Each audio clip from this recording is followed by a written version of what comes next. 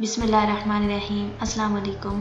Channel को subscribe करते वक्त साथ बेल आइकॉन को ज़रूर प्रेस कीजिए ताकि आने वाली हर लेटेस्ट वीडियो की अपडेट सबसे पहले आपको रिसीव हो सके। आज के लेक्चर में हम अकाउंटिंग इक्वेशन के बारे में पढ़ने जा रहे हैं। इक्वेशन का वर्ड इक्वेट से निकला है जिसका मतलब होता है बैलेंस करना। अकाउंटिंग इक्वेशन है हमारे पास assets is equal to liabilities plus owner's equity. Means assets बराबर है लायबिलिटीज प्लस ऑनर्स इक्विटी के।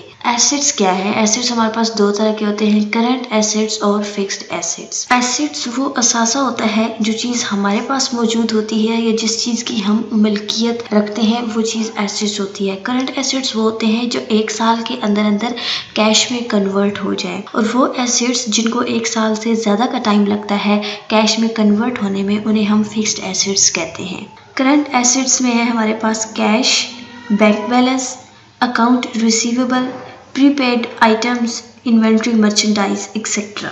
फिक्स्ड एसेट्स में हमारे पास building, machinery, land, office equipments वगैरह आते हैं। लाइबिलिटीज़ में हमारे पास दो तरह की लाइबिलिटीज़ आती हैं, शॉर्ट टर्म लाइबिलिटीज़ और लॉन्ग टर्म लाइबिलिटीज़।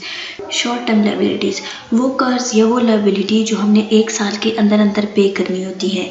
इसकी एग्जांपल्स में अकाउंट पेएबल, सैलरीज पेएबल और रेंट पेएबल आ जाते हैं। लॉन्ग टर्म लाइबिलिटीज़ में वो लाइबिलिटीज़ आती हैं जो जिनको पे करने के लिए हमारे पास एक साल से ज़्यादा का टाइम अवेलेबल होता है। फॉर एग्ज़ाम्पल लोन हो गए, जब हम बैंक से कोई लोन वगैरह लेते हैं तो वो उसको वापस करने के लिए हमारे पास 10 साल, 5 साल या 6 साल का टाइम अवेलेबल होता है।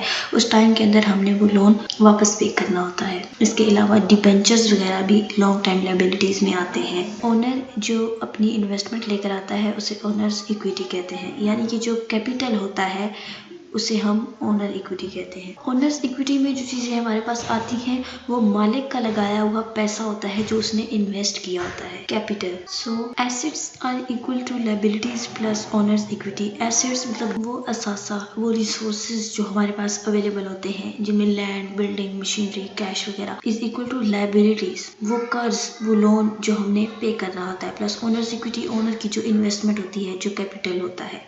It is called accounting equation. It's all about today's lecture. Hope you understand it well.